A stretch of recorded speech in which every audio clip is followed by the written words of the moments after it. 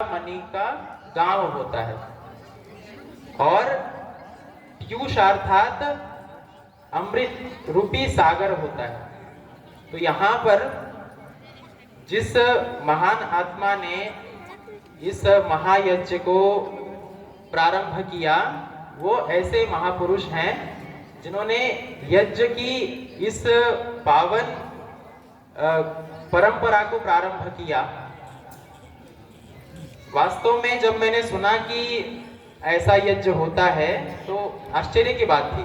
संपूर्ण भारत में बहुत ही कम, मुझे लगता है यहीं पर कहीं पर होता है। अब यहाँ आने के बाद जब मैं इसको साक्षात देख रहा हूँ तो मुझे ऐसा प्रतीत हो रहा है मानो कली काल में सतयुग का अवतरण हो गया हो। और तो इस चतुर्वेद पारायण महायज्ञ में सबसे पहले हम क्या देखते हैं, वेद शब्द है ना। वेद शब्द से आप सभी परिचित हैं। आप सबको लगता होगा वेद माने वो जो 4 पुस्तकें हैं जिसका हम यहाँ पर पारायण कर रहे हैं। वेद शब्द में मूल शब्द है विद और उस विद के 4 अर्थ बताए गए। एक तो है सत्ता, दूसरा अर्थ है विचार, ज्ञान, जिसको आप ज्ञान बोलते हैं शुद्ध रूप में, आप समझने के लिए ज्ञान समझ लीजिए, और लाभ। ये 4 अर्थ हैं और ये चारों अर्थ इस वेद शब्द में घटित होते हैं। अर्थात वेद उसको कहते हैं जिसकी सत्ता त्रिकाला बाधित हो, जो ना तो भूतकाल में जिसकी सत्ता थी, वर्तमान में जिसकी सत्ता है और अनंत काल तक जिसकी सत्ता बनी रहेगी, उसको वेद कहते हैं। और दूसरा है ज्ञान। तो ज्ञान जो है वो क्या है, वहां पर अभ्युदय और निश्रेयस संपूर्ण प्रकार का ज्ञान वेद में निहित है।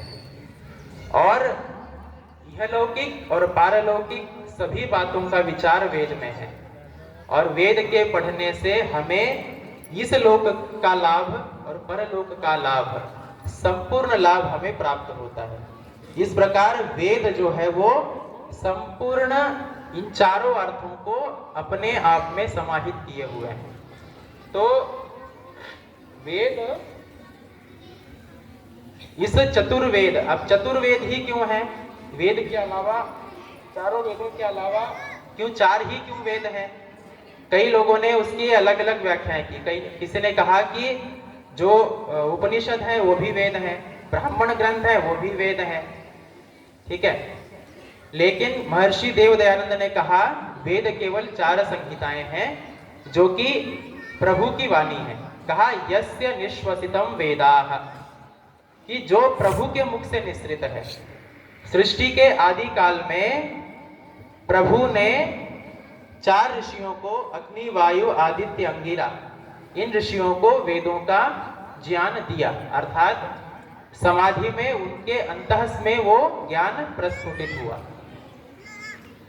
अब कई लोग, आजकल भी आपने सुना होगा कि महाभारत पंचम वेद है, और साहित्य शास्त्र के लोग कहते हैं नाट्य शास्त्र पंचम वेद है। वेद सदृश ये उनकी भावना के अनुकूल है, लेकिन कोई भी ग्रंथ इसके अलावा क्या नहीं है, ईश्वर के मुख से निश्रित नहीं है। जो वेद वाणी है वो ईश्वरीय वाणी है।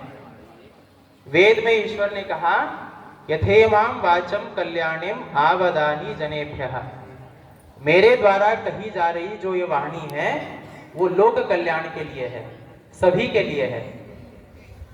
वेद में किसी धर्म विशेष की बात नहीं है कि हिंदुओं के लिए कहा गया हो, ऐसा नहीं है। सभी, चाहे कुरान हो, ईसाई हो, जिनके अन्य अन्य धर्म ग्रंथ हैं, उनके यहाँ उनके धर्म विशेष को संबोधित किया गया है। लेकिन वेद कहता है मनुर्भव, हे मनुष्य तू मनुष्य बन। वेद में सभी उदात्त विचार हैं। जैसे कहा संगच्छध्वम संवदध्वम, साथ में चलो, समानी व आकृति ही, आपके संकल्प समान हो, समानम, समान हृदय हो, समान मन हो, है ना। वसुधैव कुटुंबकम की बात है और विश्व समुदाय की बात है, मानवता की बात है। अर्थात वेद जो है वो मानवता के और मानवता सिखा। तो वेद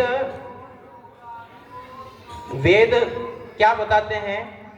वेद वो बात बताते हैं जो हमें प्रत्यक्ष और अनुमान से समझ नहीं आती।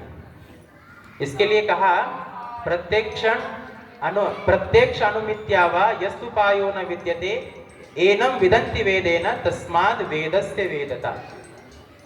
जैसे कई लोग तार्किक होते हैं कि ये हम नहीं देखते तो ये बात शायद नहीं होती हो, ईश्वर को हमने नहीं देखा तो ईश्वर को हम नहीं जानते, हम नहीं मानते, हम मानेंगे तभी जब हम देखेंगे। तो प्रत्यक्ष को ही प्रमाण मानते हैं। वो प्रत्यक्ष को प्रमाण मानने वाले, जो प्रत्यक्ष जो नहीं है, जो अनुमान से भी नहीं गृहीत किया जा सकता, वो जो परोक्ष ज्ञान है उसको वेद बताते हैं, है ना। तो और वेद में जो, और उसके बाद लगा है